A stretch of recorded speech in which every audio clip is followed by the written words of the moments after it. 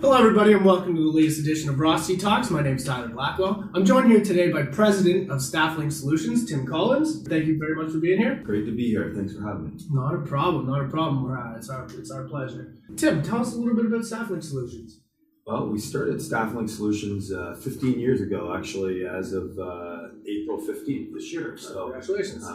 Thank you. It's an exciting venture that we took off. Used to do staffing for everything when we first started, administration, finance, technology, and then we realized we were really good at technology staffing. So about 5 years ago, we became focused on just the technology staffing, and surprisingly, our sales doubled. So that was great to be able to do that. So we do both permanent and contract, about 50-50 on our sales. Some is permanent and some is contract. Okay, so celebrating 15 years. So the main goal nowadays, as far as what your objectives are to specialize in the IT industry.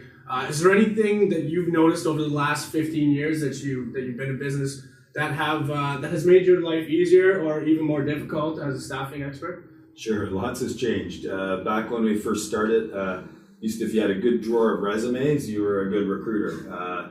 Or if you're from a big company, you would have a big database of candidates. But today's market, the world is our database. And with technology, we're able to interview people all over the world using Skype. We're able to send people to interviews using Google Maps. Whereas before, you'd spend a lot of time explaining to people where places were. And those types of technologies. And then the other thing is everybody has a social footprint now. So you would be on the internet, you would be programming on Facebook, Twitter, whatever it is that you're on. Now with tools, they can tell me when a person wants to leave a job, what type of job they want to go to. It's become a lot more sophisticated. And so anybody that's on the internet really has become a candidate, which is exciting for companies like ours. Right. And are you working throughout the world, or do you specialize in certain markets, such as North America?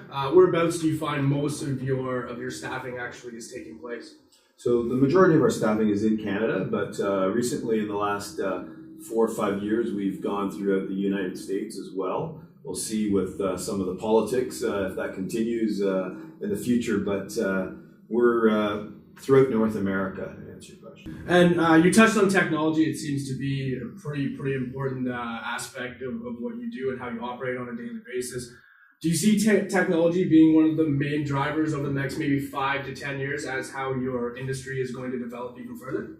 Yeah, it's an exciting time in Toronto, especially because there was a study on CBC recently that said that there's going to be over 200,000 tech jobs available by 2020. 30% of them are going to be in artificial intelligence. Wow. And Toronto has a few really cool things happening around that. There's a place called the Creative Destructive Lab, and there's one called the Vector Institute. And each one of those has raised over $250 million to develop artificial intelligence talent here. At the Mars Center is where the Vector Institute is going to be. Okay. And Google is funding it. All the Canadian banks are funding it. But the essence of it is they're going to have 400 artificial intelligence people working out of there, and there's probably only 2,000 in all of North America right now. And so this is a great opportunity for Toronto, for Canada, and for staffing here in Canada. Great.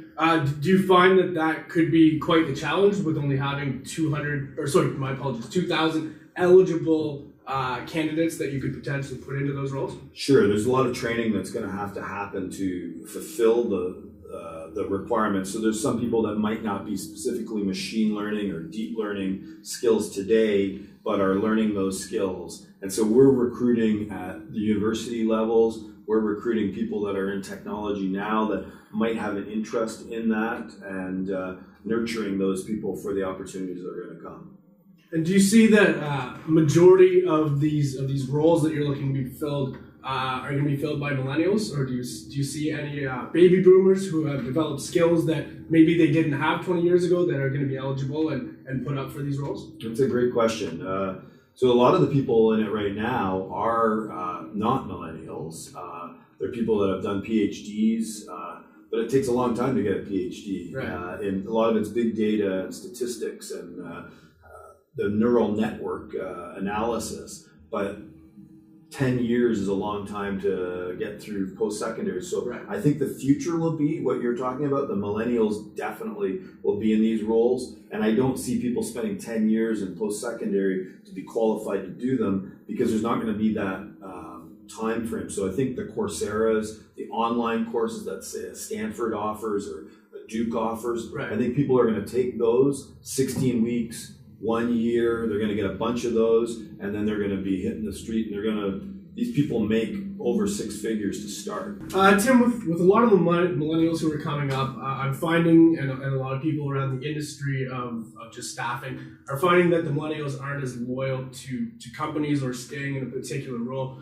Do you have any opinion or insight on that, and have you experienced that? I've experienced it, and I think it has changed a lot over the last couple decades. Used to be that you had to look in the newspaper to find a new job, and there weren't a lot of other ways, and sometimes you could send a proactive resume. But today, all the jobs are on the internet. There's recruiters reaching out through LinkedIn Recruiter to find people. There's people that are sending emails to find out about opportunities, and I think we just have more opportunities that are available to people. And people are willing to take more risks, I believe, now too, the millennial generation. So would you say that it's easier, or I don't want to say easier, but it's more convenient for somebody to come and speak to a representative like yourself as opposed to just sending resumes off to Indeed and on LinkedIn? Do you feel as though that would be a better route to go? Yeah, I think it's easier for them to come to us, and we are able to give them a lot of different opportunities, and we can represent them and market them to clients proactively in some cases. And we have strong relationships with the hiring leaders, so we have an idea of what the team is, and so we'll try to match the emotional intelligence of a person to the opportunity or the behavioral aspects of that team. So we'll know the team dynamics that we're trying to put the person in to enable them to be more successful. So you're actively receiving resumes from people who otherwise you haven't even sought out yet, who are just trying to get their name across to you so that you can then reciprocate that back to a client? Yeah, for sure. We post jobs and get candidates for those jobs, but I would say 30% of the candidates are unsolicited, which is a good thing too, because you never know what the new jobs are going to be that are coming down the pipeline, and it's great to have a great pipeline of candidates to present. Describe to me a perfect candidate. A perfect candidate. Well, it depends on the job, of course, but we're looking for somebody that's going to be fairly I think most of our clients are looking for adaptability, somebody that, because it's not like they're going to work on the same project for the next 10 years. Right. They're going to usually have to work on a few projects at one time. Somebody that can set priorities and understand deadlines. Somebody that can interact well with the client and with their other employees, and is respectful. It's important to be able to respect all the people that they work with, and they're going to be more successful because of that. So you mentioned when we first started our conversation here that a resume in a drawer used to be key. Is there anything that you're using now, online databases, anything like that are actually contributing to making lives easier as well? Sure. So we use applicant tracking tools. Of course, it's basically a large database that we can track our candidates. But one of the big things is Boolean search. So when I was talking about the social media footprint, we can create complex Boolean search in Google, and we can find people no matter where they are by using a string of an algorithm, essentially, of keywords. Okay. Is that something that has been developed within the industry, or something that's specific to Stafflink? It's within the industry everywhere. Boolean is a thing that's been around math for decades, but staffing companies are certainly using it more now, but everybody in big data and in technology are using it. Yeah. And just to touch on social media, because I know that, again, with the new age of generation that's coming up, social media has become very important. Can social media actually be detrimental to candidates who are looking for positions? It's a really good point you make, because yes. So you have to be very careful of what you're posting, obviously, but that footprint isn't just your Facebook post. It's the things you click on. It's the websites that you go to. All this data, in many cases, is public. Yeah. And so people are selling that data to other people, and it's going to be on your footprint, as I talk about, when people are searching for candidates to look. But also, as an employer, I can find out a lot about you by looking through your footprint as well. I think it'll help people once they understand the scope of what it does. So as the president of the company, what do you look for in staffing your own company as far as hiring people that you'd like to work around you? Yeah, I want people that are going to be passionate about finding other people work and that are lifelong learners, because technology is something that, or technology staffing especially, it's always changing technology. There's new technology. If you talked to me 5 years ago, it would have been something different. So I need people that are willing to learn. We do a lot of training and people that are excited about that, and people that take the job seriously, because we're working on moving people's careers along and giving people new opportunities. Good, great. So you have private office space here at the Rostie Group. How is it that you did hear about the Rostie Group? I just found out on the internet. I was searching and came across it. And that was back 15 years ago. Obviously, Google has taken some large steps. So I know the Rostie Group are on social media now.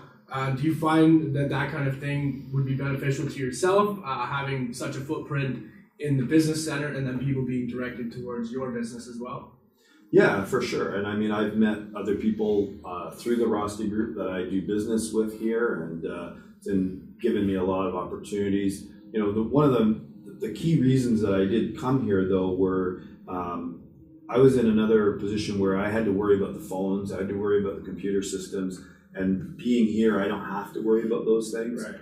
And I went to visit a number of other business centers, and they didn't have the boardrooms and the opportunities here. But one of the key things for me was the long-term tenants that are available here, and you can network with those people. Right. And then the collaborative environment through the events that the Rostie Group was throwing, whether it was a chili cook-off or a St. Patrick's Day event. And when you have a small shop, it's nice to be able to interact with others. Right. That's great. And the Rostie Group is located here at Water Park Place, which is an Oxford managed building. Is there anything that you saw when you were going around to different business centers that sort of stuck out to you with Oxford's style of management of the building? Well, we were here before the building was renovated, as you know, and so now being connected to the path is critical. Being so close to Union Station is really important for us because we have a lot of candidates and clients that are coming to visit us here. And I consider this an A building, so you can bring people here comfortably and confidently that they're going to see us as being professional as we want to be seen. Now, do you see that as being a benefit for not only the clients that you're bringing in who you're actually putting up for roles, but also to acquire companies that you'd like to be staffing for? For sure, and staff. When I bring staff to this building, it's it sells itself. Right. And the restaurants, the path, there's a streetcar that comes right under the building if people are too cold to go outside. Right. And just to circle back around, what would you recommend to somebody who's maybe just finishing high school, trying to select what route they'd like to go in life, who may want to join the staffing industry? Treat it as a career. I think a lot of people see it as a stepping stone to other things, or they fall into it. What people need to understand is that this is a lucrative, rewarding job that you can do for the rest of your life, because there's always going to be companies that are going to need new technology professionals, because if you're talking about it, it's always changing. Right. And the lifelong learning is key, because if you just start to do it and you just don't continue to teach yourself or to go to take courses about learning new things, you're going to struggle probably in the long run. But those that do those things, they easily make over $100,000 within a few years. So what would you say are some of the key personality attributes, other than somebody who's eager to learn, that would be a good fit for a staffing expert? So somebody that, for our firm anyways, it would be around technology, somebody that has a love for technology, somebody that can interact well with people and respects other people and is a good listener. I think being a good listener in any job is an important trait, but especially when you're interviewing people, the person that talks more than the person that they're interviewing isn't going to be able to get too far ahead.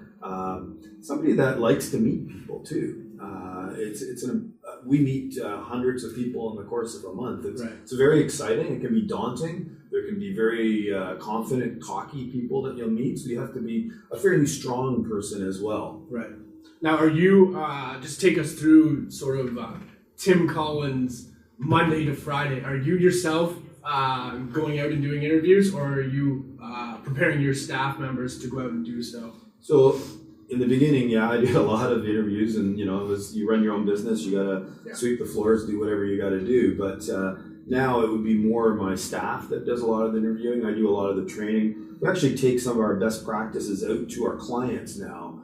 So we're talking about Boolean search, around diversity, and now around artificial intelligence and machine learning. We go out to our clients and we share our best practices and those things with the clients. And so I enjoy the training aspect of it and motivating the team. I'm still involved in interviewing the high level and some of the quality control of the candidates that are going at it. So in order to teach and to train these individuals, you must yourself be learning as the days go as well, because the technology that's coming out is just new every day. For sure. I didn't mention before, but I was a teacher at one time, so that's where some of my love for training and teaching comes from. But I have to read journals all the time. I've got my feed of different articles, also part of a number of networking groups that keep me abreast of what's going on in the marketplace, whether it's the Toronto Tech meetups, or I'm part of a few networks of founders of companies here in Toronto as well.